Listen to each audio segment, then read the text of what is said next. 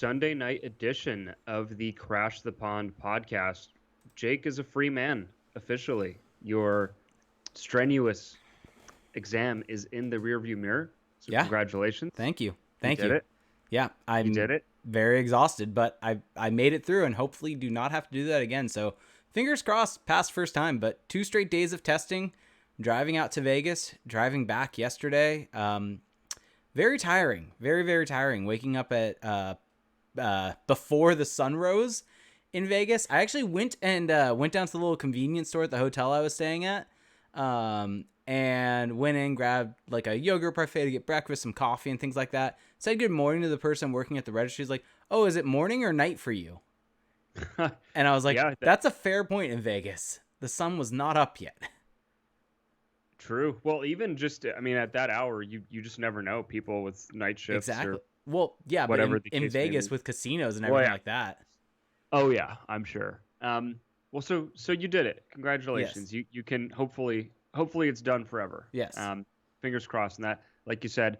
So since we did our big podcast for the draft and free agency, the Ducks, let's just say they haven't been busy, and the NHL news cycle has kind of ground to a halt for now. It's been slow, steady. We don't know yet when the next season will begin. Sounds like right now January is the hopeful option. It sounds like February is in play, so we don't really know quite yet. It sounds like absolutely everything is up in the air right now. I think all that we can really say is that a December start is basically out the window. Which is interesting because the NBA is doing a Christmas Day start or December 22nd start. Well, I mean, it's a very different scenario between the NBA and the NHL, though. Why? Due to revenue. The difference in the revenue is I think the NHL is trying to do their best to delay as much as they can to potentially get some people in the building or as many people in the building as they potentially can, because at the end of the day, the NHL is so reliant upon gate revenue. Now, granted, like, True. the TV contracts are okay, and especially for some bigger teams for playoffs, bigger events, but when you're talking every team throughout the league, not every team has a great TV contract that's going to pay them a significant amount. It's more of a gate revenue driven league. And so that's why I think you're going to see the NHL delay as much as they possibly can to get some people in the building to make up some of that revenue. Whereas the NBA is a little bit better set up because of the way the league is, that they can survive without fans for potentially the entire season, probably, with how their TV contracts are. Well, also, and this will come up in our questions, but the NHL they have to consider the Canadian element far more than the NBA does. The NBA has 1 Canadian team. Yeah. Whereas the NHL has 7, and that makes things complicated. You could worst case do what they did with the Blue Jays and have the Raptors play in Buffalo. Yeah, but I think we'll see. I don't know what the NBA's but plans are, that's the absolute worst case scenario, because it's only one team. Have them play in a city outside of their city that's somewhat close across the border. Yeah, it feels a little bleak right now, but I still think we're going to get a season in not too long. Yeah, agreed. It's going to happen. Everybody else is able to do it. So the NHL surely will get to the point where they work everything out. So as far as the Ducks are concerned, though, there's still things to discuss. What next season's team will look like, how good they will be, since they clearly intend on being good. So we turn it over to the listeners throughout a call for questions on Twitter, and we got some good responses, surely enough to dive into, to take up the next hour or so. Why don't you kick things off, Jake? You're the one that's got the questions, so Yes. Let's just jump right into it. So the first ones, these are all at least going to start from Twitter, then Twitch we'll get to you. So just hold the questions in Twitch chat for the end, and we'll definitely get to them to answer all of yours, to make sure we get all the things that you want in. But Justin Beck 11 chimes in first, saying, could you guys run through the forward group tonight and try and create 4 lines, everyone in play, best lineup for win now, Bob or GMBM? So let's just do a quick little exercise of trying to put together our current best lineup for the Anaheim Ducks. So I don't know, you want to go first, or you want to let's do this as a collective effort between you and me, putting together our best forward group. So let's start with the first line. Yeah. Or do you want to go line 4 to line 1? Let's go build up the tension. Let's go. I'll let you decide. How about that? All right, let's start with line 4 because we can knock that out pretty easy. Line 4. Stop me if you've heard this before, folks. I have as my projected line 4. So is this, just to reiterate the question? Is this what we think No, no, no, the no. lineup will This be? is meant to be our own personal opinion Oh, okay. on what the best Understood. 4 lines you could set up would be. Ooh, So okay. that does change things. That does change things. You know what? Somewhat. Let's flip this. Let's start with the first line, and we'll go from there. It's gonna be a little bit better that way. Okay, okay. First line, I have. Well, I have Ricard Raquel on the first line. Yep, I agree have with that. Ryan. I have Ryan Getzlaf at Agreed. center still, which is not ideal. And then so I have Ricard Raquel on the left wing, Mm-hmm. and then on the right wing I have Troy Terry. That's Oh, my first line. there we go. Wait, have we recorded? Sorry, this is a little bit of a sidetrack, little tangent, but we're known for those. Have we recorded since you saw the light about Troy Terry? What do you mean? Have we recorded a podcast since you on Twitter decided to heap praise on Troy Terry? I've been doing that for months. But there was a very significant increase in this in the last couple weeks. No. Did No. that happen? I think that was after the last time we recorded. So you wanna fill everyone in on the information that you found? This is so dumb. Well, it's not dumb. The subject isn't dumb, but this is trying to pin me in a bad light, which, fair play, fair play. Yeah, well, so I was just looking through Corey Schneider, who does his Great work, All great Three work. Zones project. He tracks NHL games and basically does what few others want to do, but he actually puts in the time. And we get some really interesting data where you're tracking zone exits, zone entries, passing data, shot assists, so passes that lead it to shot attempts. And Troy Terry, he grades out really well in a lot of these different stats. He's a great transition player. He's good at carrying the puck with control. He's good at setting up his teammates. Does look to shoot as well, kind of more of a dual threat option. So it was just interesting because when you look, I wrote an article about Troy Terry at the fourth period back in July, and I outlined why I think he's already kind of an NHL caliber player.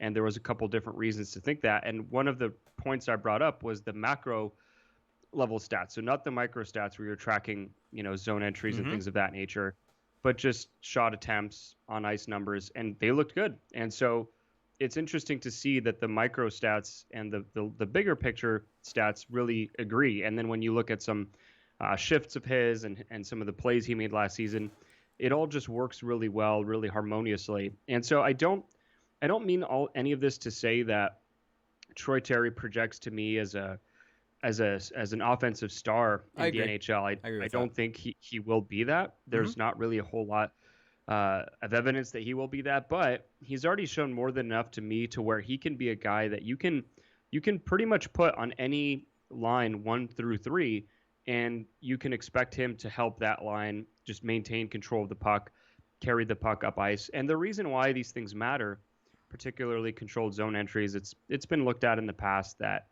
essentially a controlled zone entry will generate more on average shot attempts than a dump in. And so if you're capable of carrying the puck in while keeping it on your stick, you have a better chance of creating offense. And by creating more offense, you're going to create more goals and you're going to win more hockey games. Yeah. Yeah. So that's why all this matters. And I come back to this, which is something kind of I saw when I was looking at the macro stats back during last season.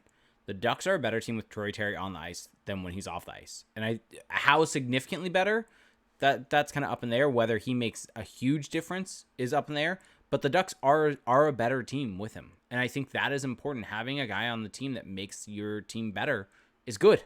I mean, that's not really that controversial. That shouldn't be that controversial.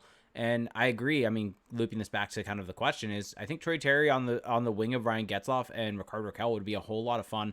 That's a line that would generate a lot of offense, and he could be the guy that could carry the puck in, and it kind of takes a little bit of the weight off of Getzlaf in transition by having Terry there. Well, what's interesting is that with Ryan Getzlaf, he's the opposite end of the spectrum, where Terry is a very efficient puck mover.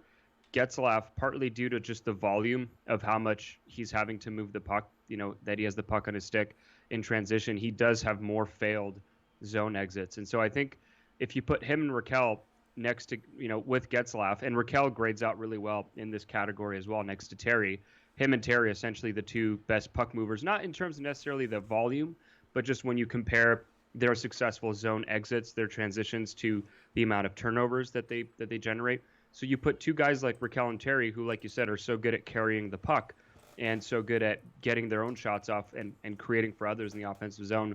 It takes a lot of pressure off Getzlaff, and it still allows Getzlaff to pick his spots and get in there offensively. So I think that'd be a really solid first line for the Ducks. And I also think you're not putting all your eggs in one basket with that line either. You still have some options to play with as you move down the lineup. Yep, agreed. All right, so let's move on to line 2. I think we can both probably agree here that Adam Henrique at this point is probably the second line center. Yeah, he's the second line center, although do you think there's a case to be made that this should be Sam Steele's spot here? No, I think if you're going to make a case for anyone, it would be Trevor Zegras right here, honestly. I don't think Sam Steele did anything last season to warrant being put in the second line center role. I think if anything, it would be Trevor Zegras being elevated into this role because of his profile, but you could also maybe make the argument of you don't want to put him in that position right away. Mm-hmm.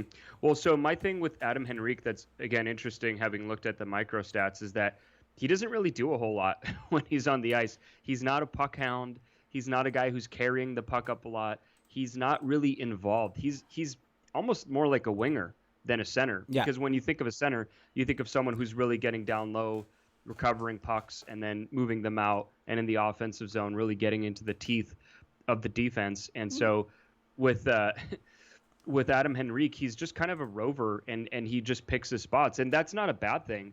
But I think for him, I think there's a case to be made that when we can just go down this rabbit hole to have Adam Henrique on the wing of either a Zegras or a Steele. Yeah. Because Steele, although I don't think he showed enough last season, the Ducks are kind of in a position where they don't have a whole lot to work with. You can either maintain him in the spot, and you have Henrique and Steele to kind of bounce off each other. And I think the way that Steele plays, where he is more of a transition player, he is more of a guy who gets up and down the rink, that can potentially work well with an Adam Henrique. I would still probably prefer having Steele on the third line. Yeah. But I don't love the idea of putting Zegras in such an elevated role as a rookie before having seen him play an NHL game. I think having Zegras, maybe the way that you start it is he's technically the winger, because the Ducks have said this, and this is one of those things where maybe we're going to incorporate some of what the team has said with different things, but they've said that they want Zegras on the wing to start the year. They don't want him at center to start. And so maybe this is a situation where, yes, Adam Henrique is not the play driver of that line, even though he is the center. And so maybe having a guy like Zegras, because here's my view of Adam Henrique. He's a guy, like you said, he's not the play driver, but he has the success when he has guys that can set him up. We've seen in the past when he played with Jakob Silfverberg and Rickard Rakell, and we've talked about many, many times how those two together really drive play to the other team's net and really set up plays. And you don't really need a center necessarily who's going to need to be the person to move the puck. They just kind of need to be there in a support role to finish the chances, and that's what Adam Henrique does well. And what we've seen with Trevor Zegras is he has the creativity to set up anyone, and you need someone there that can be able to finish those chances. And what we've seen from Adam Henrique is, for all of the issues that you might have with his game, like you said, he doesn't drive play, he doesn't have that necessarily typical center profile, but he does finish chances when he gets them.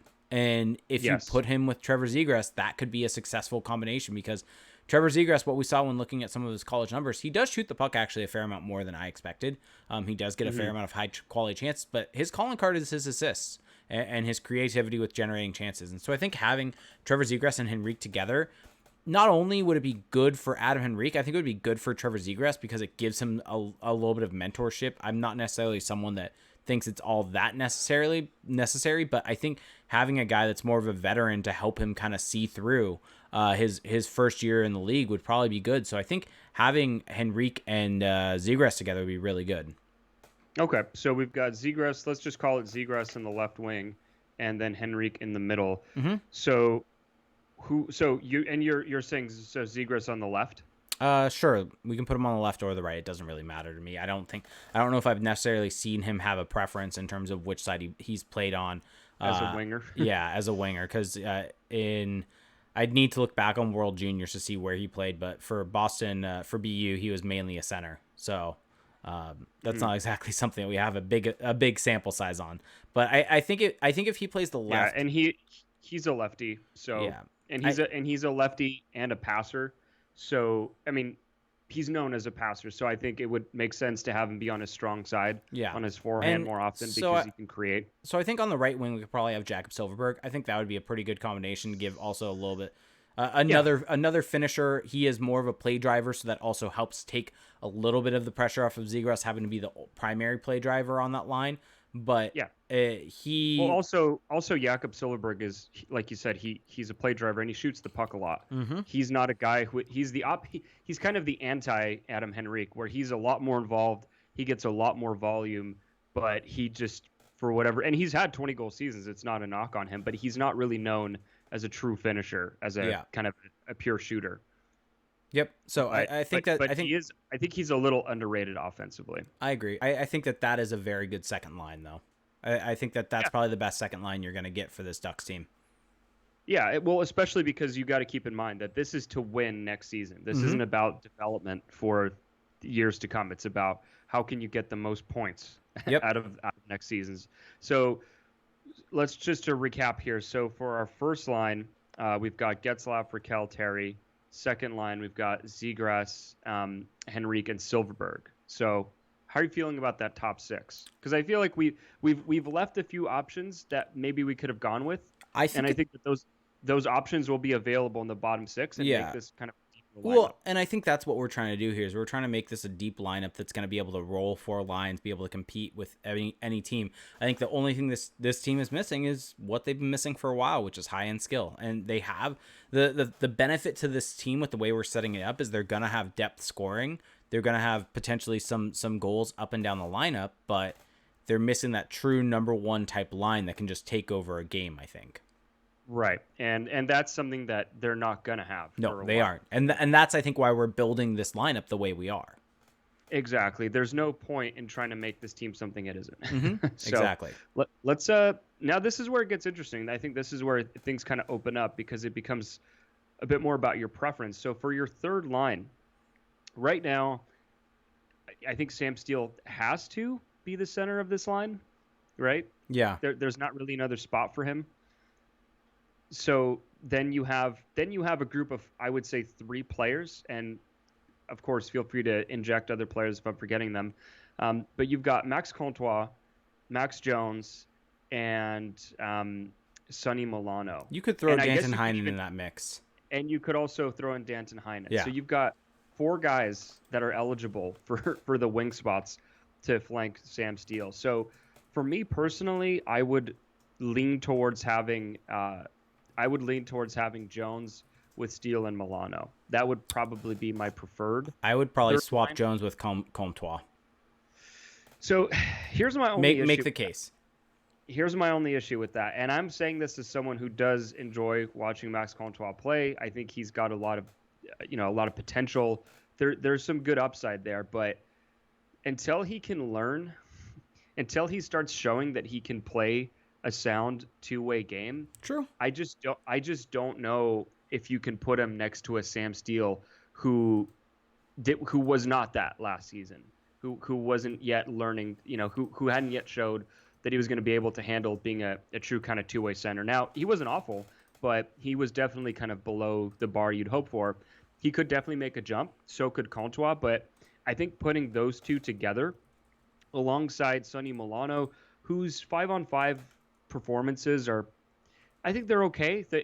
I think he gets oversold a little bit in terms of how involved he is at 5-on-5.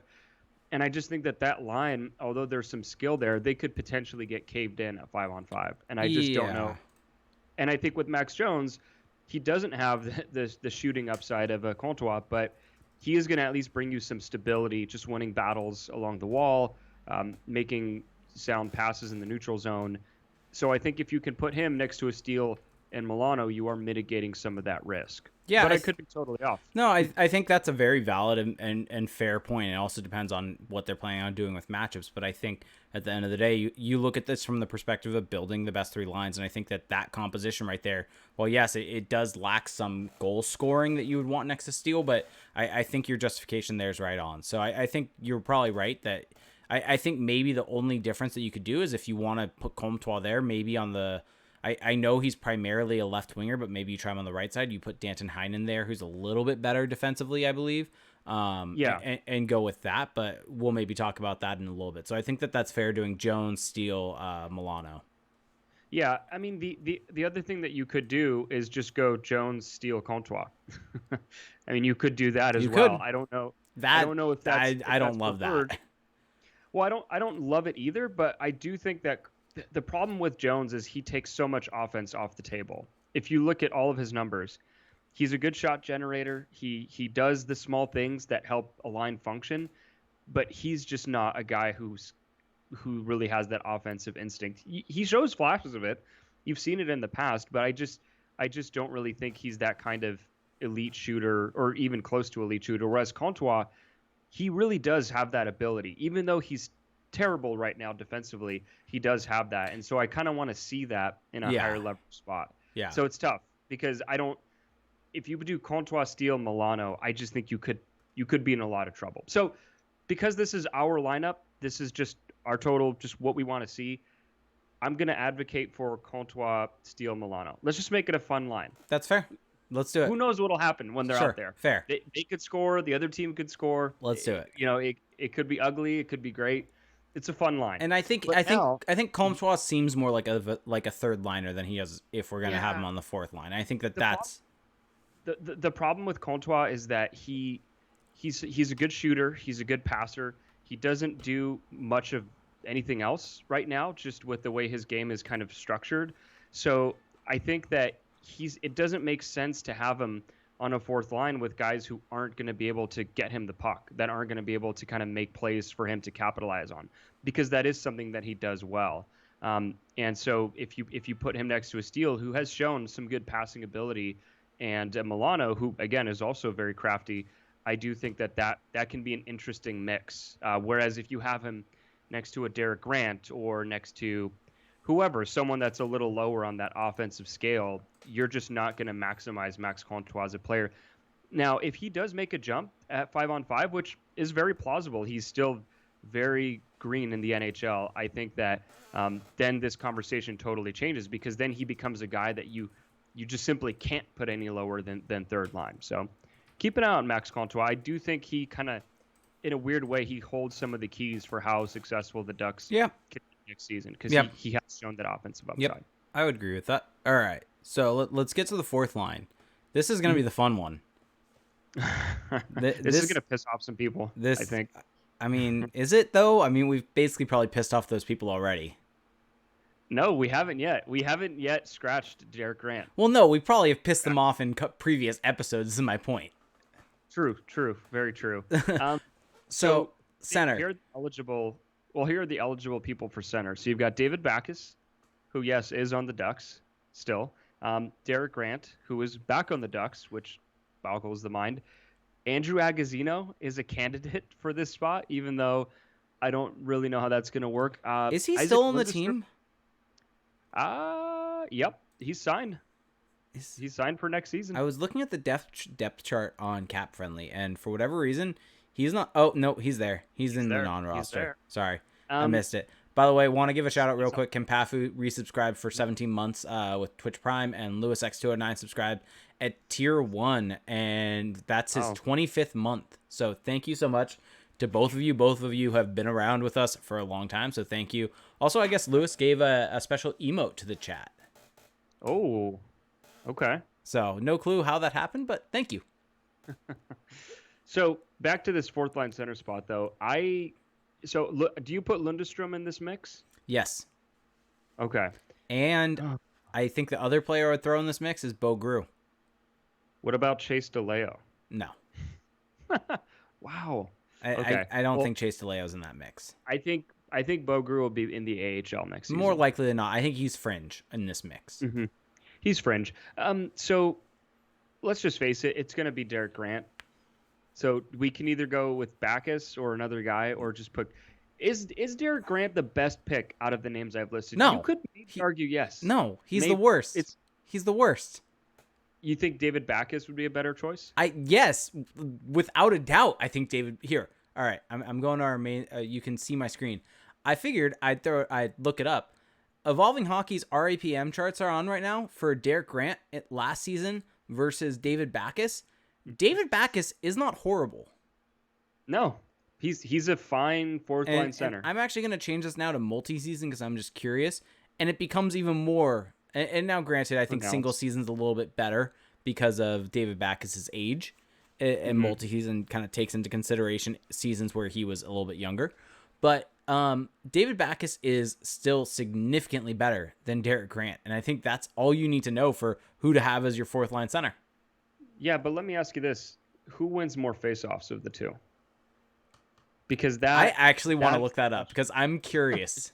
Let's see. This kind of shows you my mentality. Where do I go to look up faceoff percentage? Yeah, NHL.com. Does Hockey Reference have it? Well, you could probably Natural Stat Trick will probably have it. I feel like Hockey Reference probably has it. They do. Yeah, of course they do. Let's see. David Backus. Okay, here's the issue. No, he only played 6 games. Let me see. David Backus is a career 49.9% faceoff percentage guy. Wow. He must be terrible because he's under 50%. Yeah, exactly. Derek Grant, Hockey Reference. Let's see what Derek Grant's career faceoff percentage is. I'm curious. 52.5. Wow, elite. He's undeniable. You can't deny that kind of skill. Yeah, so it probably is going to be Derek Grant, but it should be David Backus. So this is our lineup. So I say David Backus.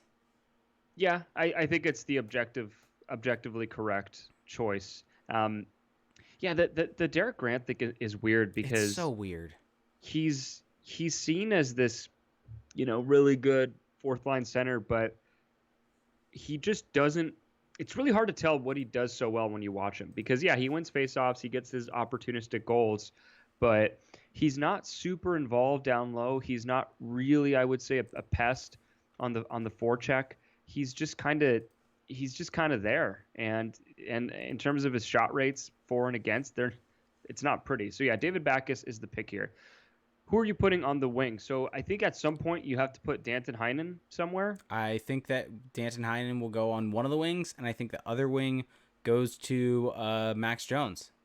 And I think that is actually a pretty good fourth line actually in the NHL. So just to point out here, that means the entire Ducks fourth line from last season is not on this roster. Correct. Not in this lineup. Correct. So Delorier, Grant, and Rowney are just healthy scratches or in the minors. Correct. I think this says a lot about. It says a lot about the way you and I view the game versus how the Ducks organization does.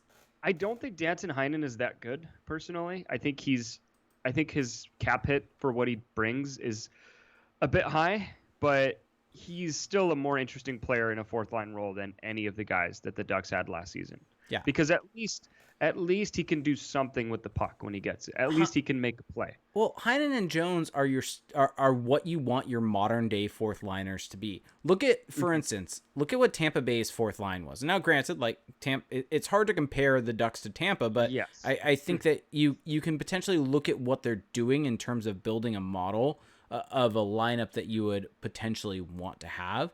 Their fourth line, now granted, it had Pat Maroon on it, but Pat Maroon's a little bit of a different player than any Carter Rowney or Derek Grant or. Well, he's a good player. Exactly, but it had Cedric Paquette, who's not exactly known for being a fighter or anything like that, and I think it would have been Blake Coleman or Barclay Goodrow, right? Or maybe that was the third line, but still, that kind of shows you of they are running out these not necessarily bigger guys. I mean, Blake Coleman is 5'11", 200 pounds. These are not big guys, and so you don't need that stereotypical fourth line. It seems like the Ducks are trying to go back in time by forcing these fourth liners into that role instead of just playing your best players. Mm-hmm. Yeah, and again, it's not because I think that Jones and Heinen are these excellent players, but they're just They're more interesting in that They're role. the best players available. Sure. I think that's the Sure. best way to put it. Yeah, exactly. And I think that with Max Jones, he's kind of the prototypical guy who in today's game should be on the fourth line because he's a relatively skilled player who can drive play but just can't score. So put that guy in a depth role, right? Yep, It doesn't make a ton exactly. of sense, but he's still going to be able to thrive in those minutes. So how do you feel about this forward lineup So compared to last season? let's just Oh go. yeah, Let's just go mhm. through it top to bottom. So we've got Raquel. The first line's Raquel, Getzloff, Terry. The second line is Zegras, Henrique, Silverberg. Third line was Comtois, Steele, Milano. Fourth line was Jones, Jones, Backus. Backus, and then Heinen.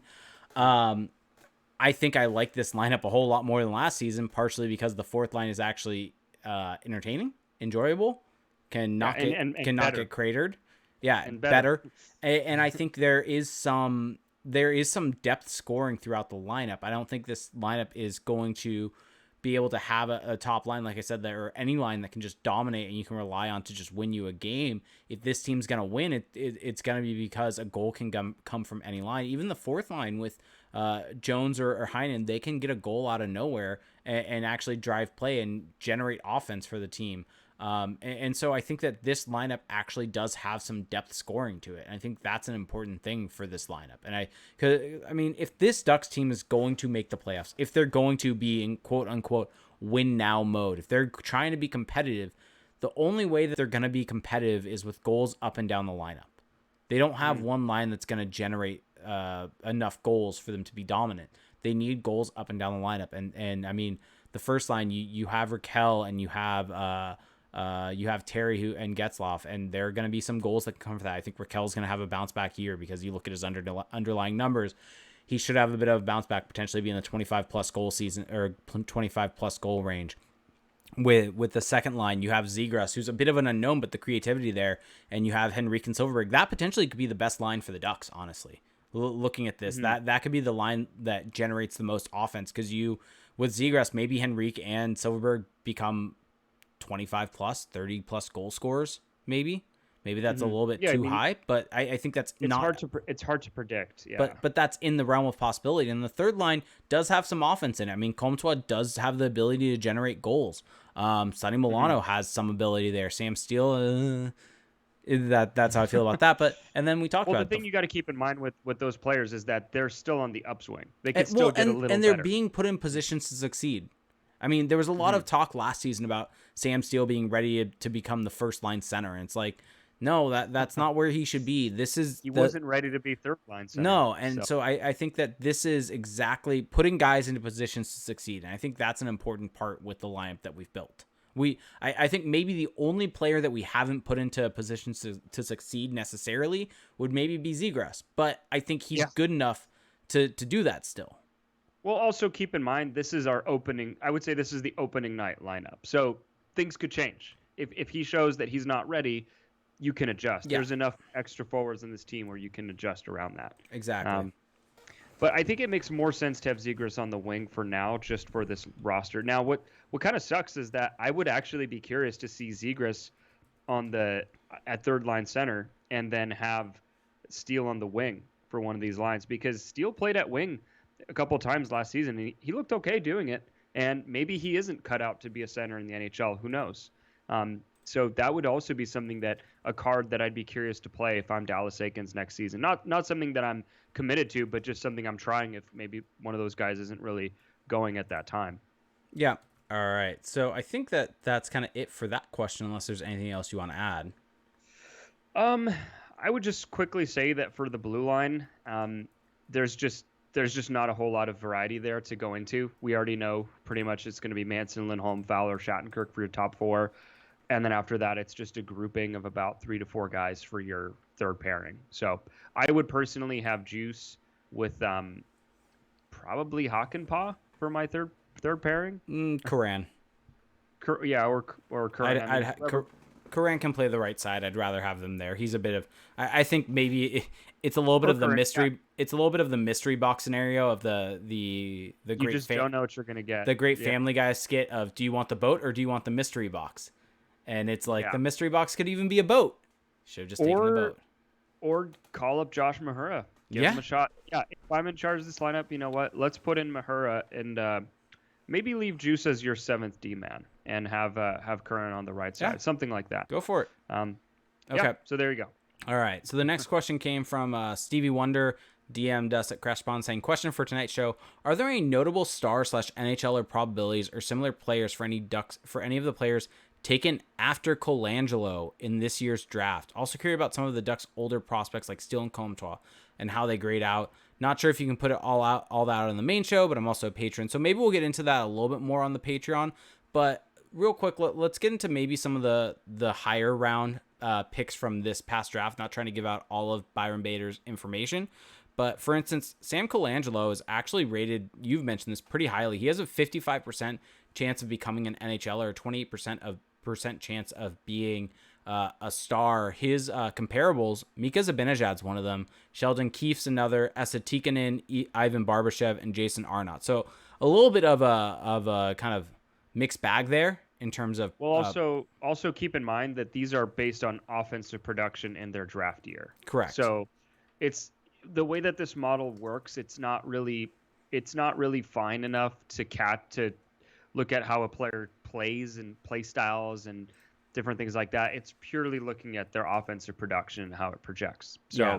And it's tough with some of those comparisons. And so 100%. One of the players that I briefly want to talk about, I want to heap a little bit of praise onto the Ducks for doing this because I was not happy with this pick because of who was on the board. But in hindsight, could be a very great draft pick. And I know where you're going with this. This is partially because on my drive out to Vegas, I listened to the most recent Elite Prospects podcast. I knew this is where this is going. Which is a very good episode. JD Burke and Craig Budden did a deep dive on the draft. It was about 2 hours. It was perfect for a drive to Vegas. And they talked about Ian Moore in depth and how he could just be a steal of the draft. And basically JD Burke said he saw him in person, and basically the first period, it was kind of a mess. There were a lot of errors by him, but then the second period, he was the best player by far on the ice, and it wasn't even close. And so Ian Moore could become a really good NHLer. Yeah, no, he is a bit raw, right? That's yes. the thing with him. It's going to take time, but yeah, I really like that pick for the Ducks because he does profile as he has in the third round to get a guy with, even in this model, for a guy who wasn't that productive, to get a 46% NHLer probability. That's pretty good if you're looking at it just from that perspective. What's interesting now with the Ducks is that they kind of had this collection of blue liners who some are going to take longer than others, but I think it's almost a good fair crop. to be it's almost fair to be a little excited about what they have on the back end, both in the system and the pipeline on the roster. It's kind of a good group now. Well, because you've got on the left side, you've got Mahura. Moore's right-handed, isn't he? I believe. Correct. So you've got Moore on the right, you've got Drysdale on the right. Henry Thrun, I think, is right-handed also. So you've got a good crop of defensemen right there, and it's pretty exciting. You've got Juice also, who's a little bit older, but still he is older. He's fringe prospect. I don't know if I would necessarily consider him that, but it's definitely a fun group. You also have Jackson Lacombe, who's a name that I just completely you kind of leave out of your head when you're talking about defensemen, but he was the second round pick last year. And right. So that's a pretty high draft pick to use on a guy. And so if he can develop and become what they saw by taking him in the second round, there's another option. So the Ducks have amassed a really good group of defensive prospects. So now, by the way, Henry Thrun is a left shooting D. He is a left. Okay. That makes it actually even a little bit better, I think, by having him on the left side, with kind of how this draft worked out. So I think on the Patreon, maybe we'll get into a little bit more. Maybe we dive into a little bit more of Byron Bader's probabilities. We have a Patreon episode coming out this week. One thing I would say is that with guys like Lacombe and Moore and Thrun, even though some may grade well in this model, which looks primarily at production versus age versus league quality of competition, I think that it's a little.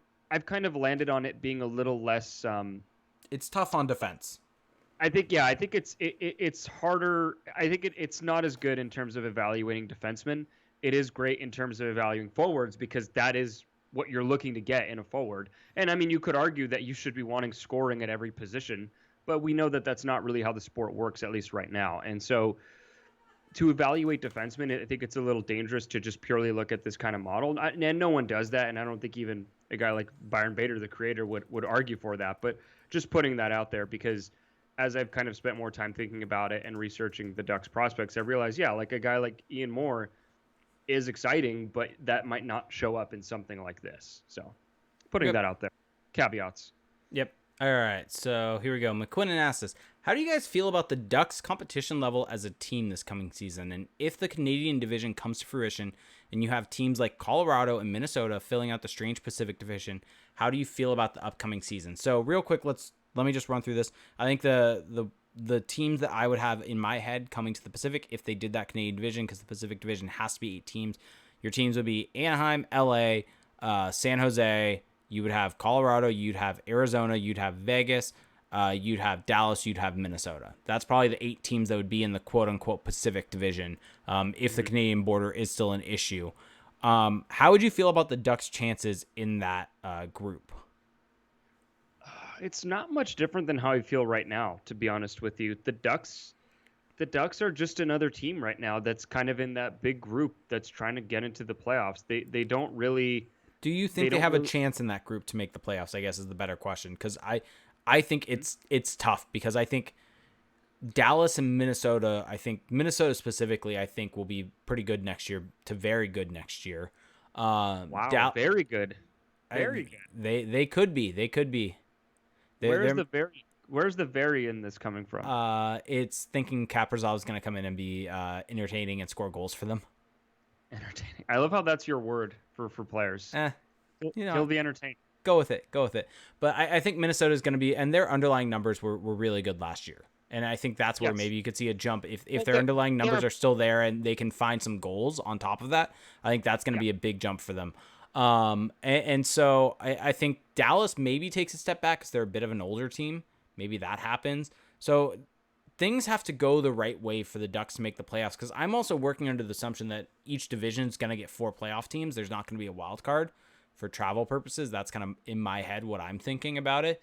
And so you just have to be top 4 in the division. Now, here's the question. Are the Ducks better than Vegas? No. I think so you're locking in Colorado and Vegas. Yeah, I think that's pretty fair. Mm-hmm. Oh, it's totally fair. And then I think Minnesota is maybe solidly the 3rd in that. I think so. And so are the Ducks better than Dallas? You're putting Dallas, the team that just got to the Cup final, out of the playoffs in this scenario. I'm asking you. Are they better than I'm saying Dallas Stars right now? That's my question is, for the Ducks to make the playoffs, the Stars have to take a step back. Well, are the Ducks better than the Canucks? Oh, no, sorry. They wouldn't be in the same division. Exactly. Never mind. I think the path got harder for the Ducks, What about honestly. the Kings and the Sharks? Are the Ducks clearly better than either of those teams? I think the Ducks are probably better in terms of offensive talent than the Kings. I think that the Kings may have a better system. They're probably going to be better in a couple of years, but I think you can pretty easily say that this year the Ducks are going to be the better team than the Kings.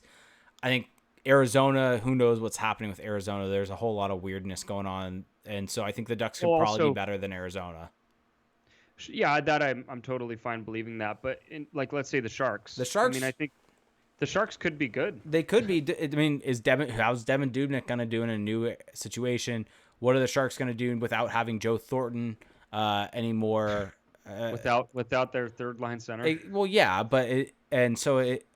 Who knows if Pavelski really was the linchpin for that team, and that's kind of where the fall off happened. There's a whole lot of unknowns in San Jose, they were bad last year. They were really bad. I don't deny any of those things. I think that definitely factors in, but I think they just have enough guys, enough established players where they can just be a playoff team. Like they have Couture, Kane, Timo Meier, Tomas Hertl. No, they have it. I think I'd kind of put them in. I'd kind of put them in the same situation I put the Ducks. Is they're a team, if things go right for them, they could be in the playoffs. But there's also a pretty real scenario where things don't go right and they're back in this situation again. Agreed. So I don't think that this setup favors the Ducks. No, they have to be better than Dallas. They have to be better than Dallas. They have to be better than teams that are not as good as Dallas, that weren't as good as Dallas last year. Yeah. That's my problem. Is it's not even it's not even that it's not even that simple to me, Yeah, and that's the issue. fair enough. Um, So, how do you feel about the competition level, basically? it goes up. It Yeah, goes up significantly. I think that the change, taking out the Canucks, the Flames, the Oilers, and replacing Yeah, them with Dallas, with Colorado, good teams. Minnesota is really, really tough. Especially the Colorado coming in is the thing that makes it really tough because now you have two juggernauts. Exactly. And I think what makes it tough for the Ducks as well is that you're introducing all of these teams that do things well, that the things that they do well, the Ducks just they're strong possession teams, they're strong 5-on-5 teams. And teams with like Calgary or Edmonton or Vancouver, maybe not Calgary in recent years, but definitely Edmonton and Vancouver, you could those were I'm not saying those were freebie games by any means, but those were teams that were kind of down on the Ducks level where even if maybe they have superior star talent, especially with the Oilers, they still weren't very sound teams at 5-on-5. So the Ducks could kind of sneak by in those games, but there's nowhere to hide when you're playing a Vegas or a Colorado, even a Minnesota. Minnesota's going to keep you honest. Yeah. And now with some influx of talent that they're going to get, they're going to be even harder to deal with. So, I mean, this all goes back to my whole. I mean, this is kind of the question surrounding the Ducks in general: is what does Bob Murray see in this team that makes him think, oh yeah, we can just go for it now. We'll introduce a Shattenkirk and now we're in the hunt again. It's just that's the hard part for me. Yep. And I would venture to say that if maybe the Ducks looked more at what we're looking at, not saying we're smarter than them, but if they at least introduce this more analytical perspective into their thought process and their decision making, maybe they wouldn't be as bullish that they can be back in the playoff hunt next season. Yep. Just by adding a Kevin Shattenkirk. All right. So, Adakopi is the Twitter handle saying, "Why are all the retro jersey leaks awful?" So, for those of you out there that have missed it, granted, I had a very busy week, so I missed a lot of this and came back to it because of you and CJ texting me about it. But there's been a leak about the almost every single team is going to have a retro style fourth jersey this upcoming year. I have not really seen any of them outside of the rumored Ducks one. So the Ducks one is going to be the Wild Wing crashing through the ice jersey, and a little intel that we have is this is what I was meaning to bring up, by the way. Oh, okay. That my mystery topic. Your mystery topic to me. This is the one quote unquote news item, I guess. That I think Aesthetics reported that it was potentially they weren't sure on the orange back version, but they weren't sure on the orange. Have we gotten any confirmation on this that it's no? Okay. No do you want to throw it out there? What do you mean? What we potentially know? So the rumor based on our intel, yes, our intel, #insiders with 3 R's or whatever, is that the fourth jersey for the Ducks will be the Wild Wing, but instead of the eggplant background, it'll be black. So how do you feel about that? Because I have mixed feelings on it. So I'm really happy that they're bringing back the Wild Wing crashing through the ice. Now, granted, I would prefer that they just went with the straight Mighty Ducks jersey with a throwback. Yes. Exactly. Here's the issue: we've had the straight Mighty Ducks jersey once in the past, 20 or 15 years, or however many years. Ever since they changed the name of the franchise. Yeah, they wore it once on a throwback night once. So for me, it's like, why would you not just use that? It's simple. And they look so good. It's simple and it would sell. Here's the thing. Yes, this jersey is going to sell. This jersey will not sell as much as the straight Mighty Ducks jersey is. Or would have sold, and especially in the current, especially right now when jersey sales would be huge, and this jersey would sell not only in hockey communities, it would sell throughout the country, it would sell throughout the world. This jersey would just be flying off the table. So why would you not do it? It just doesn't make sense to me necessarily. Now, granted, I think the Wild Wing jersey will be cool. I think it's such a cartoony thing that's part of the history that I think is so fun to bring back. It's dorky in its own fun way. I don't like that they're going black with it because why? Don't do a black jersey. Do colors. Your main jerseys are already black. Do a color as your other jersey. So here's my thing on this is that with the Wild Wing jersey, just to kind of build off what you're saying, if you're going to bring it back, bring it back. Yeah. Go whole hog. Yeah. Why are you threading this needle? This is the most This is universally viewed as one of the most ridiculous alternate jerseys that's just so 90s. And so to kind of bring it back, like there's no dulling this thing. It's the Wild Wing jersey. So bring it back in all its glory. And it's still going to look good. I think it'll look cool in the black. I'm not complaining about that, but the eggplant would have also have been a nice way to kind of get eggplant back into the mix a bit more, make it more prominent. But maybe that's why they're not doing it, because they just have a vendetta against the eggplant. Who knows? And here's my one request: if they are going to bring with the Wild Wing Crashing the Ice jersey, they're gonna make it black. Mm-hmm. If you have jade on there, don't do the teal. That is my biggest issue with the 25th anniversary jersey, is that it was not jade. It was teal. It was the Sharks teal. Oh, your hate for that jersey is just—it's part of your brand at this point. It's your personal brand that you hate that jersey. I mean, your exact reasoning on this of just bring it back the way it was. Don't feel the need to modernize it. Don't feel the need to Frankenstein it. That's what that 25th anniversary was. It was them trying to modernize it, them trying to do this thing. It did not turn out as that great. The blue or whatever it is looks more like a teal than it does the jade or the green that it should be with the jade. And it looked like a Sharks jersey at the end of it all. No, incorrect, because that wasn't meant to be the Mighty Ducks jersey. That was meant to be a culmination of all their different jerseys. But still, do jade. Don't do teal. That's fine. I don't know how this turned into just hating on a jersey that came out 3 years ago, but it's neither here nor there. Have there been any other fourth jerseys that you've seen? Oh, so are we kind of? I think the question was all of the retro jersey leaks look awful. I disagree with that. I think some of them look pretty cool. I think that the Golden Knights one, which is another one that's been out there, I like that it's an homage to I think it's an ECHL team that was there, the Las Vegas Thunder, and so they're kind of playing off of that with the red jersey. Oh, yeah, that does look cool. Yeah, it looks better than their alternate, the Golden Child. Yeah. And then for the Penguins and Flyers, which is another one that's been out there, I love the Penguins one, the white version of the kind of Pittsburgh diagonal script. I think that looks awesome. It still is not what I want. It's still not the 2D Penguin, but that's fine. Well, I'm sure we'll get that eventually. The Flyers one is okay. I guess it's not. It's just. I just can't get any excited about anything Flyers jerseys related anymore. They've done what they needed to do going back to the classic, and now I just don't know what else there is to do there. Outside of that, though, we don't really have any big-time leaks, do we? Not that I know of. Mm-hmm. Yeah.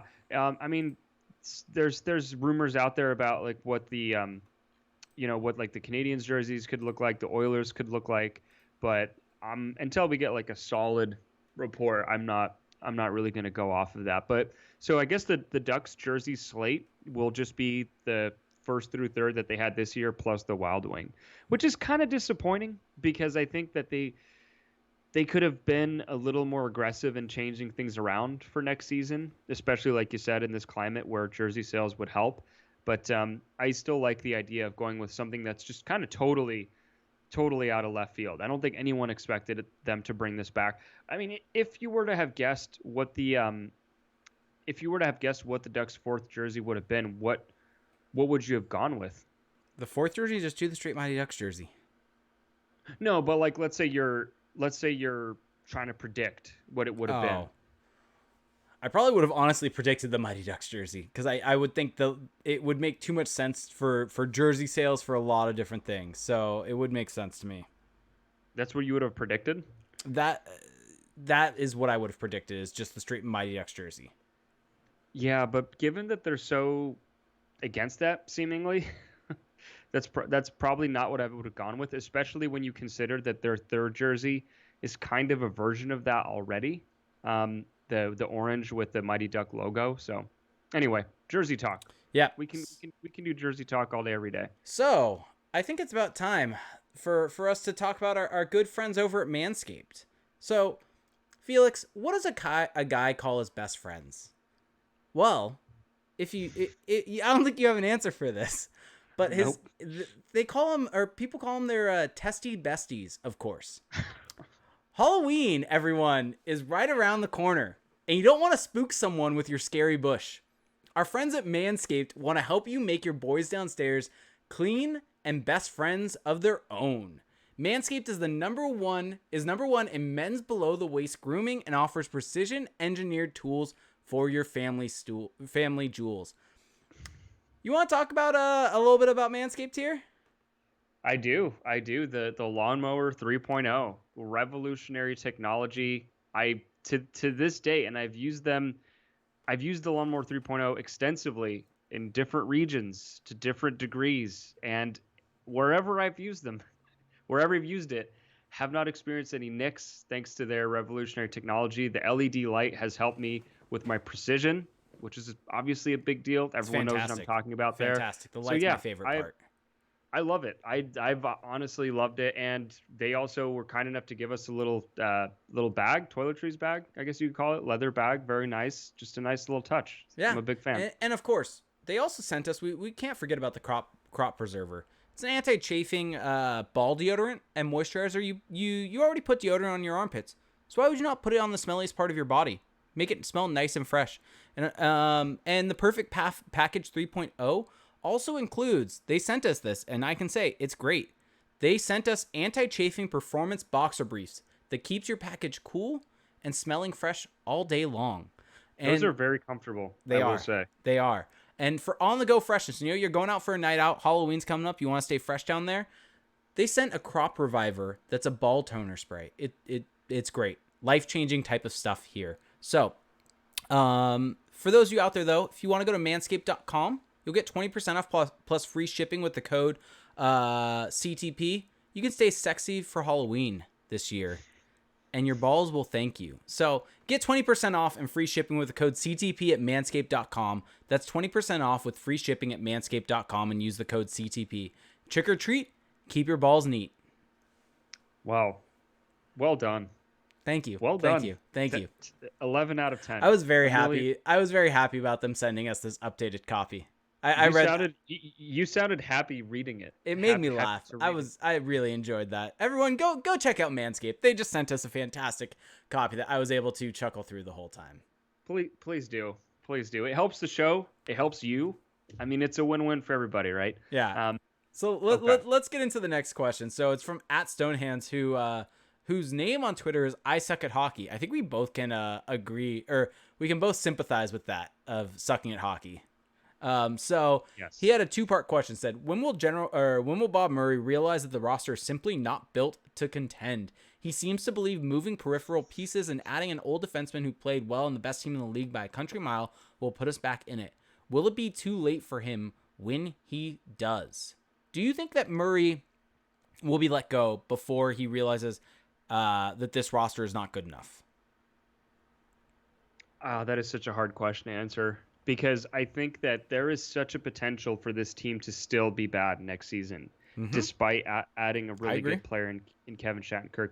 We talked a bit about the micro stats that I've been able to dive into, that because of partly because of, and we'll plug this later, our Patreon, we've been able to use some of that to support Corey's work, and so we can then enrich our own analysis that we're giving to you guys. So looking at the Ducks' transitional play last year, they were near the bottom of the league in terms of both carrying in pucks with possession, so in the offensive zone, and near the bottom in terms of exiting their own zone with possession. So they were really bad at essentially controlling the puck in transition, which is not really the kind of team where you think, hey, there's a potential here for you just inject a little more talent, and given that the system seems sound, that it will just grow and flourish. It doesn't seem like that's there quite yet, and it's essentially the same pieces that are still in place. And when you look at, let's say, something like forechecking, right, which I think can all agree is important, right? I mean, being a good forechecking team that doesn't necessarily mean you're going to be a great team overall, but it's part of it, I would argue. Yep. And the Ducks weren't necessarily outstanding in that regard either. And we could go and dive in, into these stats more and further. But the point being, you juxtapose that with the macro stats, just the shot rates, and there's just not really this picture of a team that seems to be a player or two away from competing at a much higher level. And so when I think about all of that, I think Well, do I believe that this team is going to be significantly better next season? And I would argue no. I don't think they're going to be significantly better. That's just my honest opinion. It's me having thought about it quite a bit, but I do think they will be better. Yeah. It Do you the- so? they're- But do you Mhm. think this team has what it takes right now to be able to contend in the next 2 years? And do you think? I So mean, getting back to the I don't think. Well, no. To get back to the question, yeah I think Bob Murray will stay around because I think, and this is more of my optimistic side talking. I think that there is enough for this team to get back to being quote unquote competitive. Right? There's two things working yeah in their favor. One is the younger players are going to get better. How much better they're going to get, how much better they're going to become is up for debate, but they are going to get better. And then you are making your roster better with adding a guy like Kevin Shattenkirk. And then next offseason, you're going to get a bunch of cap room that, in theory, you can go out and do something with. So there's enough there for me to think that they can get back to being competitive. And for me, that should be enough for Murray to finish out his contract. I don't think that the bar for him to remain is get the Ducks back to the Stanley Cup final. That I don't think that's where the bar is at. I don't think it's at getting to the conference final. I just think this team, whenever we get fans back in the buildings, it's about getting that extra playoff revenue, I agree. getting into the dance. And that's the most important thing. And I think that there's enough there within the pipeline on the current roster to get back to that within the next 2 years. yeah. Is that All right. fair? No, I think that's did fair. I say anything wild? No, 'Cause you I think didn't. some people may hard disagree with me on multiple points there, but that's just giving you my honest thought of this team and where it's at right now. So he also had another question that was, though the rumors have died down, do you still think that there's a real chance Henrique Manson could be moved this offseason? I know you're not high on, and this is specifically towards you. I know you're not high on getting Line, but his scoring combined with the fact that he's 22 seems to be what the Ducks need. If Henrique or Manson, if it's which of those two, or if it's Henrique or Manson, which do you think will get moved, basically? I don't think either's getting moved. I think Henrique, his purpose on this lineup is both to be center depth until a guy like Trevor Zegras establishes himself, and also for the expansion draft as a guy you can expose. Yeah. With Josh Manson, the Ducks have had opportunities to move him that would have made a ton of sense, and they haven't done it. So I think Manson. I'm going to jump in with my answer. I think Manson does get moved. I think there's an issue coming up. This offseason. Here's the issue. The expansion draft's coming up, and I understand, but I don't think it happens this summer because the Ducks, they need to put clear. It's past summer, but yeah, I get what you're saying. Yeah, I know. God, that's funny. Yeah, it's October, and we're talking about we're in the off season. Yeah, we've been in a perpetual off season. We really haven't. But my point is that if we're taking the Ducks at their word and that they want to be competitive next year and they're tired of rebuilding, it makes zero sense to trade Josh. That's fair. That's fair. Unless you are getting something back that will make you both equally competitive in the short term and potentially better in the long term. But like, good luck finding that. That's not those kinds of assets don't really get traded. It's not easy, but I think that out of the two, I think Henrique being a bait for Seattle is a good point. I think the issue that you have is with Manson is the expansion draft's coming up next year, and Josh Mahura is eligible. And so, granted, it depends on how they view Josh Mahura. Josh Manson? What? He's going to get extended. And the Ducks will lose Josh Mahura in the expansion draft. Something like they are setting the table for the Theodore-esque scenario to occur again. Yeah, it wouldn't be as bad as Theodore, because with Mahura, at least you can look at it as he is eligible for the expansion draft, so you're not going out of your way to move a guy. But are you going to really lose another young defenseman because of Josh Manson, who's coming up on 30? Like, is that really something you want to do? Like, that's a bit baffling to me. I think the Ducks are pot committed to Josh Manson. Which is crazy to me. Why would you do that to yourself when, like, let me just ask you this, though. Who would you rather have moving forward, Josh Manson or Josh Mahura? Okay, well, I'm just telling you what No, I know, but I'm also asking you that question. Well, my own opinion on this is drastically different. True. I think Josh Mahura is the obvious play. I don't think Josh Manson should really be a cornerstone moving forward. Apparition chimes in saying you can make a trade with Seattle for them not to take Mahura. Yes, you can, but here's the issue.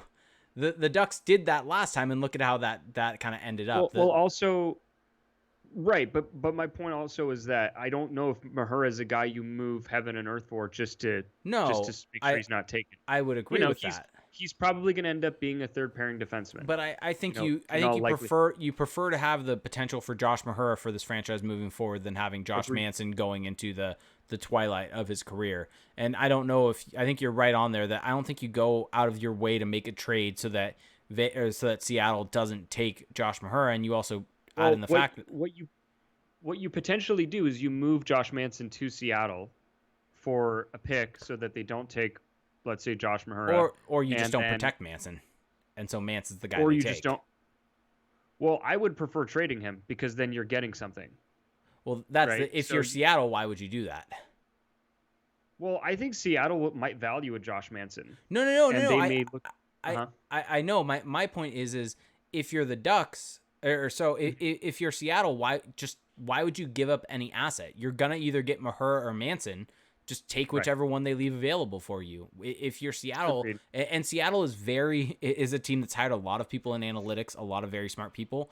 I guarantee and that may be a reason why they don't go after Manson, because his numbers aren't actually that great in the recent past. Yeah. So well, the thing with Manson is I think you have to trade him. If you don't plan on extending him, he has to be traded at some point, right? Yeah, exactly. You can't either expose him or let him walk. Either of those things are just poor asset management. Yeah. Okay. And so let's get in. So I hope that answered your second part of that question. Tried. So Sam V said, "What is the likelihood of the Ducks going after another goalie? What names are still available to sign a two-way deal?" So I don't really know if I'm the Ducks, if I'm wanting to go after a guy a goalie that would potentially take a two-way deal. You want to get a guy that is your backup goalie. So having a guy on a two-way really doesn't help them that much, because that's someone that you could potentially see in the AHL that's going to be making less money when they're down there. So if you're the Ducks, you want to find a guy that is closer to being a backup right now. Obviously Ryan Miller's still out there. Who knows kind of what ends up happening with that. But what are some names left available? We've done this a couple different times, but what names left available do you think the Ducks should be targeting? So looking at the list, there's still a number of names that could be of interest. I mean, it's not as long as it once was, but Jimmy Howard would make some sense. Yep. I don't know how much he's got left in the bag. I haven't really looked at his numbers. If you allow me maybe 4, 5, 6 seconds, I could pull it up. Go for it. Outside of that, I was gonna say got Craig Anderson. Yeah, Corey Schneider. Yep, and then you've also got Ryan Miller. Really, it's kind of that mix of players. I mean, Andrew Hammond's technically there also, but I don't know if I would really even going after that. But looking at the names on this list, Michael Hutchinson's there. I don't know how much I would really want to go after that either. So it's really Schneider, Anderson, Howard, maybe JF Berube, maybe. So looking at their numbers from last season, Howard and Anderson were terrible. Yeah. Schneider barely played in the NHL. When he was in the NHL, he wasn't very good. So Garrett Sparks, maybe.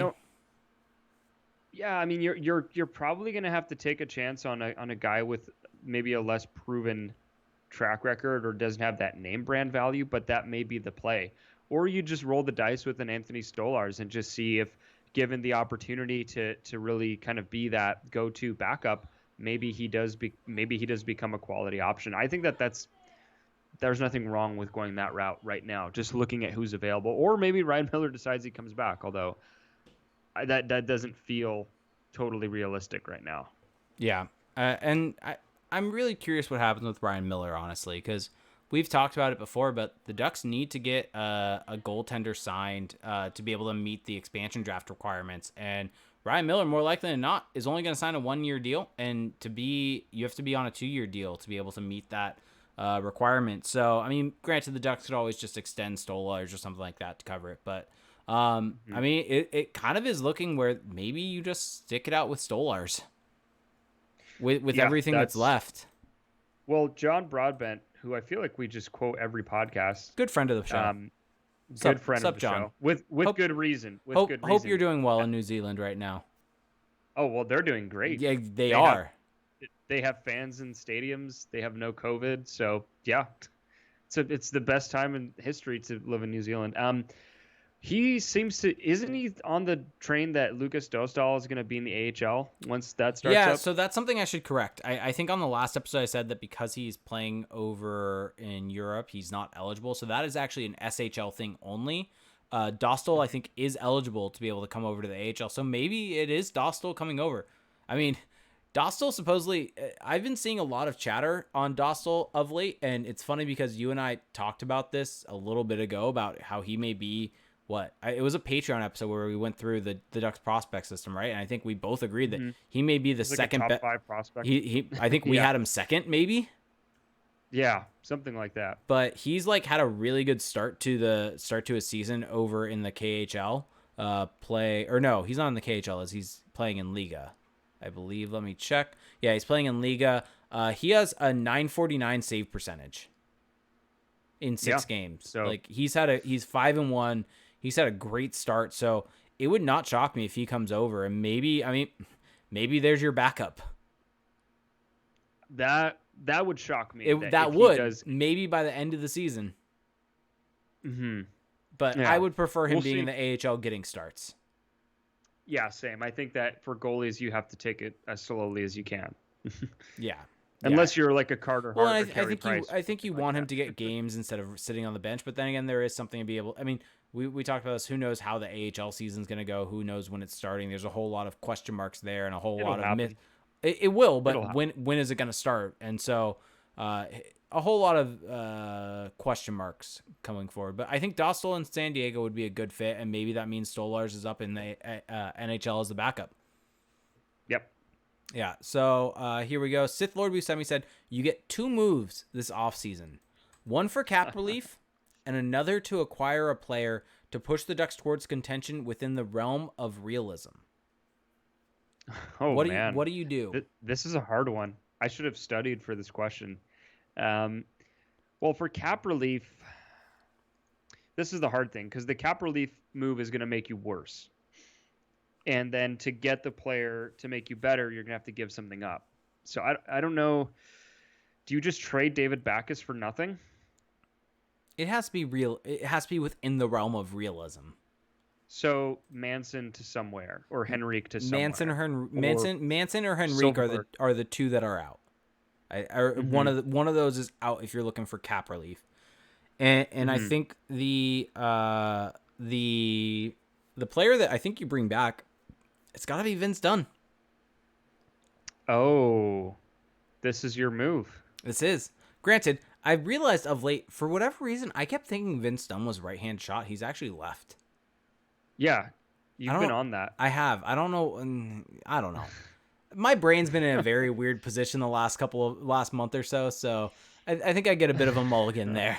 But yeah, take the L on that one. But still, I think Vince Dunn makes the team a lot better. So I'm going to say get Vince Dunn. That's a move that not only makes the team better right now, but makes them better moving forward. Okay. So your move is to trade Josh Manson for... Trade Manson or Henrique. Yeah, trade Manson or Henrique for a pick, and then make a hockey trade to be able to get Vince Dunn. It's not the sexiest kind of like trade tree, but I think it does make them better in the long term. Yeah. So I think that does make sense. Okay. What are yours? I don't know. I mean, I agree on the Manson or Henrique. That's pretty obvious. But after that, this is the hardest thing about improving from a trade perspective is that teams aren't really looking to trade the guys who are currently part of their long-term or, who are going to be both good long-term and are good now and are affordable. Like that just doesn't really happen. So I don't know who would be out there that would even be available. Right. Yeah. I think that's the issue is, Line A is really the only name that's significantly out there. Shane Gostisbehere's out there, but he's not really a guy I would really push for right now. I think Shattenkirk really has filled up a lot of the holes on the defense if you're looking to for the Ducks to push towards contention right now. I think you'd be looking for someone high-end. Maybe you look at getting a Kyle Palmieri. That's a name that's been rumored out there as someone that can come in. But I think he's getting extended. Is he? Isn't he? I have not been able to pay attention to the rumor mill this past week, so. Yeah, you're so behind on all the things that happened. Yeah, there's so much. Yeah. Well, what I will say is that I think if you just look at, I'm just really out on Patrick Laine at this point. I've completely talked myself out of it. Here is a guy. Oh, here we go. This makes no sense for the long term. But if you're trying, was the question about the long term or just make yourself better now? It just said push them towards contention. Steven Stamkos is available. Fair. I'm just all in on this now. You're just throwing it out there. Steven Stamkos is available, makes a lot of money, but does something very well, which is score goals, finish at an above average Ducks rate. Don't do well. That the Ducks don't have. They just don't have that at all. So yeah, Steven Stamkos pushes them to contention. There's not one player I think that you can get right now that just does that all in one fell swoop to really push you forward, but he does fill a very clear need, and he fills a need that's just difficult to fill. Yeah, so and Apparition brings up how would that even work cap-wise, and I think that's a fair point. But granted, we weren't asked to figure out the cap. Yeah, the cap sheet of it. We were just told to move a guy out for cap relief, which granted we did. And you have to target the teams that have cap trouble. Yeah, and Tampa is one of them. Yeah, and so there's a way you can make this work. I would really need to do a dive into players to move out, players to move in, different things like that. But Stamkos is a player that would significantly make the team better. Now, granted, NJ Devils fan brings up in our Twitch chat, says, isn't he injury prone? Yes, but you take that risk. But you take the risk because the upside is you finally have a 30 to 50 goal scorer, and your power play woes aren't necessarily solved in one shot, but close to it. Finally having an elite finisher. You could argue that this is the case for Patrick Laine, and so why do it? Why take that risk on Stamkos when you could just do it with a younger version of Stamkos? But I think Stamkos never had the kind of red flags that Laine had right now, and the problem with Laine is you're going to have to extend him in the very in the short term, and that's also an issue. It doesn't make a ton of sense, but it does at least improve them. NJ Devils fan 68 brings up, what about Johnny Hockey? Johnny Gaudreau. That is a name that's also in the rumor mill. It is. So if you look at Johnny Gaudreau's contract, it's definitely less prohibitive than Steven Stamkos, who has 4 years left at $8.5 million. Gaudreau has 2 years left at 6.75. He's 27, and although he doesn't bring the kind of booming one-timer and that one really kind of tangible element, he definitely brings the kind of player that the Ducks don't really have either. Just a guy who's quick, can be a playmaker, can make others around him better. I think that would make sense. I don't necessarily know what Calgary would be looking for in that deal, though. I guess maybe you have to throw in a Trevor Zegras, or you have to throw in a Comtois. You're probably going to have to let go of a good prospect. And so is that worth it to you to get a Johnny Gaudreau on your team? Yeah, I mean, I think it is worth it. I think the other issue, it depends on what Calgary's looking for. If they're looking for something for win now, if they're looking for someone to potentially push them over the edge, and if it is Comtois going there, I think you'd have to give them a bigger piece for now, maybe more picks. If it's Zegras, then it's less of that, and I don't think you do Zegras for that. I think maybe you can build a package around Comtois potentially, but who knows? So, Apparition brings somewhere on Twitch that's saying they wouldn't move anyone but Zegras. I agree with that completely. I think anyone else is completely on the board. I just wouldn't move Zegras. I probably would put Drysdale in that conversation also. Those are the two those are probably the only two untouchables I would have. So let's move on to the final question we got, and then we can get into the Twitch chat. If you guys have any questions, start throwing them in, actually, because this probably will be a bit of a short answer. But McCann, Sanford, good friend of the show, good buddy of ours, said, what Pacific team are you most concerned about next season? Concerned about as in like that they could, that they're... I think if you're a Ducks fan, who's going to be good? And I think that we've kind of covered this already, but I think if it's the realigned Pacific Division we've talked about, it's going to be Colorado and Vegas. So, well, but you kind of know that either way. Yeah. Whether you're playing. But I think the team that you're realistically concerned about in terms of who are we competing? Who are we competing with for that particular spot? So you mentioned Dallas earlier, and I think that that's definitely a realistic one, Mm-hmm. because although you can already say, yeah, sure, of course they're going to be a team you're competing with. They are going to be taking a step back probably, but they're still right around that range where they're going to be in the hunt. Another team that you probably have to worry about is, I already talked about them, but is the Sharks, because although I don't think they'll be good next season, I think that they'll be good enough to where those games that the Ducks are going to have to win to stay in the hunt in their division, there's not really going to be an easy game for them. There's not going to be a point feeder. Maybe the Kings are going to be that. I think the Kings have another year of misery before they really turn a corner. But the Sharks are not going to be an easy out. Maybe if Devin Dubnyk uh, and Martin Jones have any kind of a revival, then you're in trouble. So yeah, the Sharks are probably the team I'm worried about, just in terms of who your direct competitors are for that final spot.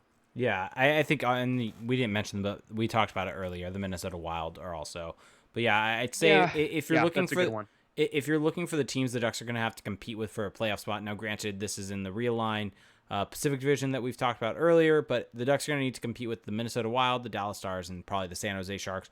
We're also completely overlooking a team that was better than the Sharks and Ducks and the Arizona Coyotes, so they're realistically So in that are they competition. are they going to be in the Central or No, the no, the no. Pacific? I mean, if you have Colorado, Dallas, Minnesota, all in the Pacific, Well, it's yeah, Arizona still also. I I I don't think Arizona's going to be very good next year. Fair enough. Yeah, Is that too the spicy of a the take? Arizona to the Central thing is going to happen when Seattle comes in.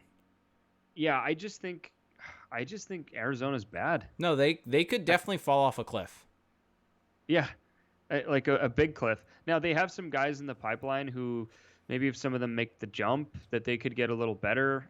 Clayton Keller is still presumably on the upswing, but I just don't really know where their kind of improvement is going to come from. And they didn't look good in the playoffs, even though they quote unquote turned heads. I think that they kind of got outplayed, They turned and heads so because of Darcy Kemper. yeah, exactly. They turn heads because of goaltending, and that's not really a recipe for long term success. Yeah. Yeah, I agree with that. So I'm gonna throw this out there real quick. So in our Twitch chat, though, if anyone has questions, throw it in there. But for those of you listening to this in the podcast form or watching us on YouTube, we do a live stream of the show each and every time. You can find us at twitch.tv/crashthepond. If you want to support the show, go there. If you have Amazon Prime, you get one free Twitch Prime sub each and every time. You just have to hit that subscribe button after 30 days. Also, if you want to hit the follow button, that is something completely free to you. You don't have to do anything. You'll get notified anytime that we go live. If you do subscribe to the show, you get special emotes in the chat, special badges next to your name, and it does help support the show significantly. So thank you so much to everyone that's done that. So we had one early on that I want to go back to. Gabe Greenlee said, what do you guys think Isaac Lundstrom's ceiling is? Ooh, I go back. You could ask me that question any given day of the week, and the answer will vary depending on my mood that day, what I've read, what I've eaten. It just completely changes. So right now, I'm kind of somewhere in between where I think he tops out as a fourth line center Yep. and where I think he could be a second line center. And Nope. I just don't know. And I feel like there's not a lot of middle ground there. He either flames out or becomes a kind of serviceable middle six guy. I think his ceiling is a third line center. I think that's his absolute ceiling. If we're talking about absolute ceiling, I don't I think his absolute I don't think he can become a second line guy. really. Yeah, I don't. I just don't see it. I don't see the production.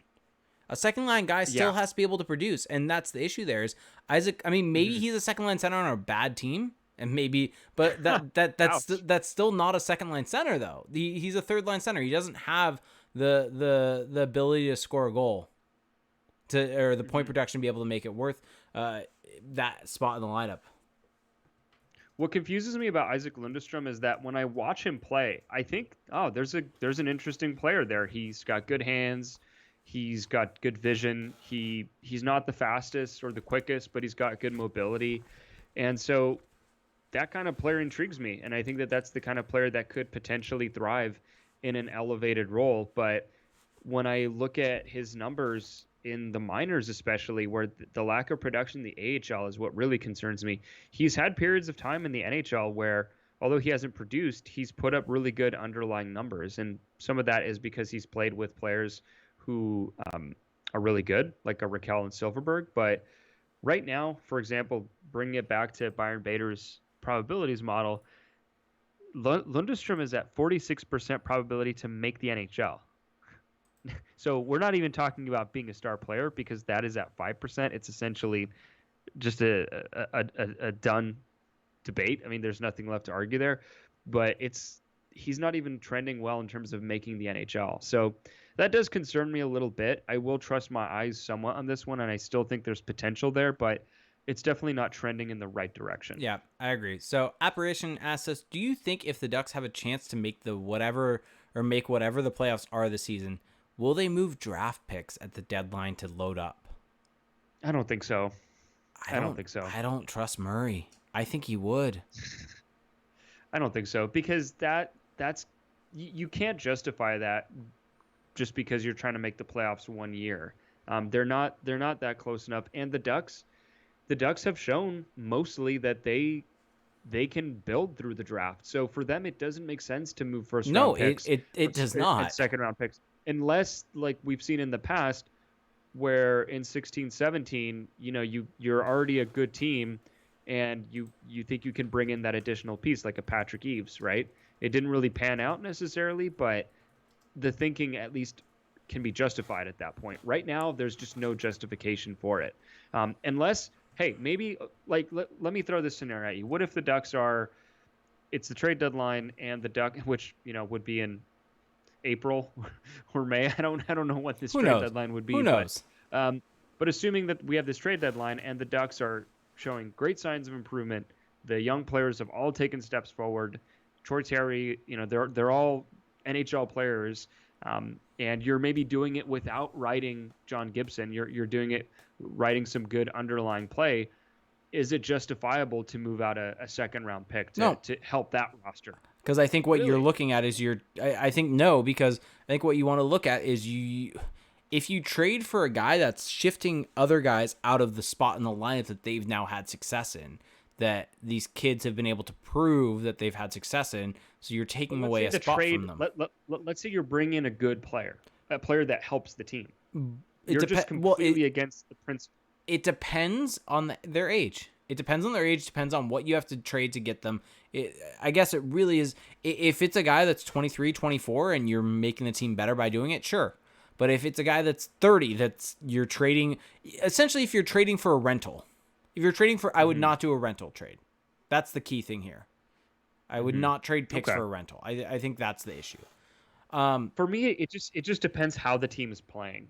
If the team is still this kind of wishy-washy team and you don't know what you're going to get night to night, and it still depends so much on Gibson, then it doesn't make sense to invest further into that and take away from your future prospects. Yeah. So, all right, let's end with this question, because I think it's an interesting one. Lewis X209 asked us, this is mainly because of baseball, but if the hockey season is shortened in any fashion, whether it's 60 games, whether it's like 50, who knows how low they go with it. But if it's shortened, does that help the Ducks get in the playoffs? I don't know. I'd say yes. I mean, here's the reason is in theory, possibly. Whenever you make the sample size smaller, it allows for more variation from the mean. So that could hurt you. It could hurt you. But I think if you're a good team, it could potentially hurt you more than if you're a bad team, if that makes sense. So it's one of those things where a short season helps a bad team more than it helps a good team, because you're able to kind of punch above your weight for longer, because the season is not as long. You don't have to maintain that pace. Yeah. So that's fair. It benefits the worst teams more than it benefits the good teams. So I'd say for the Ducks, yes, that is beneficial for them. And I think it could help them be in the playoff mix. Okay. So I don't necessarily agree, but okay. Fair enough. All right. So I think that's going to do it for us tonight, though, which is kind of perfect. We're right around the hour 30 mark. Yeah. Thanks, everybody, for submitting your questions. That was really awesome to get through that. Some of those definitely threw us for a bit of a loop. I think and that's good. It's good to be challenged. It's good to think about these topics, because that's that's what this time of the year is for. You know, the kind of big moves have passed. We're waiting on the season to arrive, whenever that will be. So now it's time to sort through the bigger questions. What are we doing here? Where is this going? And for the Ducks, the more I've thought about it, I'm very curious how this is all going to end up, because Bob Murray is hitching his wagon to something where I don't know if that's what Advisable. you want to hitch your wagon to. Yeah, exactly. I don't know if this is now is the time to do that, but that's the path he's chosen, and he seems hell bent on making it work. So we're going to benefit from it from an entertainment perspective. That is for sure. So on that note, if you are enjoying the show, if you like what you're hearing, there's a number of ways that you can support us further. Uh, One of the ways that definitely goes a long way and helps us kind of keep things running, get new Oh, equipment, take sorry. Very quickly, Ginger Wolf had a question earlier in the Twitch chat, and I want to get to it classic Jake. very much. Classic Jake. I start my little outro and then Hey, no hey, no no Here, it's here all we good. go. Ginger It's all Wolf, good. who's a great friend of the pod, so I want to get their question in. Asking, is Mhm. Jacob Larson done with the NHL? So we forgot to talk about this news, and I think that this is something worth bringing up. Larson was loaned over to Europe. Now, granted, it's an Alvenskin team, right? I believe, which is a short-term loan, which allows him to come back this year. But do you think Yeah. he's done with the NHL? No, I don't think he's done. I think that he's kind of it's time is running out for him though, in terms of because the thing you got to think about is that with Jacob Larson, he even if it doesn't work out for the Ducks, someone else has to want him, right? If the for whatever reason the Ducks don't keep him around, and so has he done enough for another team to really covet his services? Right now, I don't think so.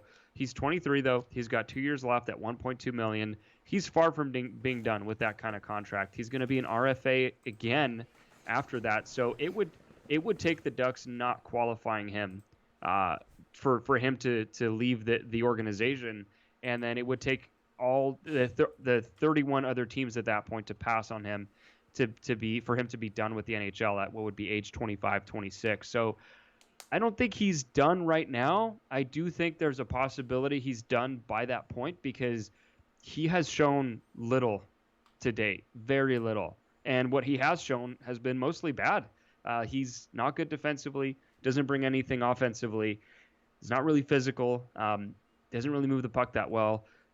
His awareness in his own zone leaves a lot to be desired. So I'm just kind of waiting. Maybe next season will be the season where we see the breakout for Jacob Larson and he puts something together, but it's trending in the wrong direction. But the organization saw enough in him to give him that 2 year extension as opposed to a 1 year. Yeah, So I think we haven't seen the last of him by any means. probably not. So, all right, now you can continue.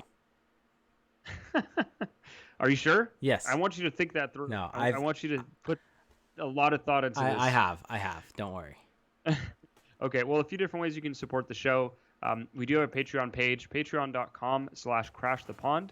So for $1 a month, there's two support tiers. So for $1 a month, a monthly pledge, you get access to our patrons only Discord chat, which, especially when there's a lot of news going on, for example, during free agency, the draft, and when the season eventually starts back up, things get crazy in there. And especially on Free Agent Frenzy Day, I almost said July 1st, whenever it was, we had a lot of people in there. It was a lot of fun. Just we got to all react live to Derek Grant being brought back, which broke some people, made some people laugh. Everything in between. It was a lot of fun. It hurt. We're gonna find some ways to kind of keep that train going, because I think we all benefit from that. It's just basically a collection of people who just really enjoy the game, really enjoy talking about it, follow this team very closely, and that's the kind of environment, the kind of community that we want to foster. So you can get all that for $1 a month, $1 a month. Now for $5 a month, you get access to the Discord chat, but you also get access to 2 bonus episodes. And Jake teased it earlier. Actually, he did what I do to him. He springed upon me that we're recording one this week without previously discussing it, which is great. I don't think I didn't notice that. Yeah. So on those bonus episodes, we do deeper dives onto different topics. Sometimes we'll go league wide. Sometimes we'll do awards, right? So picking the different awards, Norris, Hart, looking at different our own awards. Sometimes we'll do really deep dive Ducks topics, so we'll craft the lineup, we'll rank previous coaches. What's great about those episodes is that you get direct input into the topics because we have the Discord chat, so you can we always make sure to ask you guys, hey, what are you feeling for the next episode? So you can have a direct influence there. So that's at $5 a month. That's at patreon.com/crashthepond. Now, another way that you can support us, if you just go to the Apple Podcast app and you go to search, just search for Crash the Pond. A couple of different things you can do once you have reached our podcast. So you can do something that's quick and easy. You can scroll down, leave us a 5-star rating. We will absolutely appreciate that. It takes a microsecond of your time and you're done. But if you do want to take it a step further, take it up a notch, you can leave us a listener review. And those are awesome because we get to hear direct feedback from you guys. Mm-hmm. It's really touching. Sometimes people leave really heartfelt reviews, and we will read them on the show, which is also cool. And those definitely help us just kind of climb up those rankings. We're also on YouTube. Is it youtube.com/crashthepond? Yes. Is that it? Yes, it is. So we post the recorded version of the show, the video version from the stream, to our YouTube channel. So make sure to subscribe there. Make sure to hit the bell icon so you get notified when we do post a new video. And make sure to leave comments because Jake will reply to you. He will. I will. I have monitored these videos and he replies to everybody. I want people to feel like their voice is heard, you know. Oh, I'm supportive of it. I'm just pointing it out.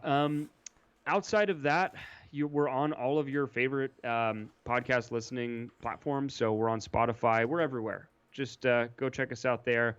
And we already talked about it earlier, but if you are looking to support the show and you're trying to up your grooming game, Manscaped, use the CTP code at checkout. Yeah, that's going to go a long way. And I want to give a shout out to Mac Weldon. They're not an official sponsor of this episode, but with the package that I was able to get through them for them supporting the show, I got some sweatpants that I used for my test, and they were fantastic. Legitimately one of the best pairs of sweats I've ever had. So if you want to go to there, go to macweldon.com/CTP, use the code CTP at checkout. Not actually getting paid for that sponsorship or anything like that, but wanted to give them a shout out because of their product being so good. Yeah, that's how you know it's legit. You can find us on social media. So find us on Twitter. Jake is on Twitter at ReindeerGames91. At some point, he'll start giving daily fantasy advice on there because he's just raking in the cash. Not this weekend. Not this weekend. In general. Yeah. I'm trying to pump your tires here. Fair enough. I'm very modest with certain things. I am on Twitter at Felix_Sicard.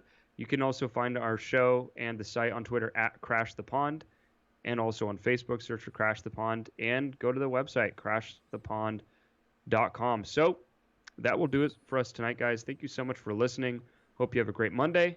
If you're listening on Monday, hope you have a great week, and we will talk to you at the next episode. Have a good one. Bye.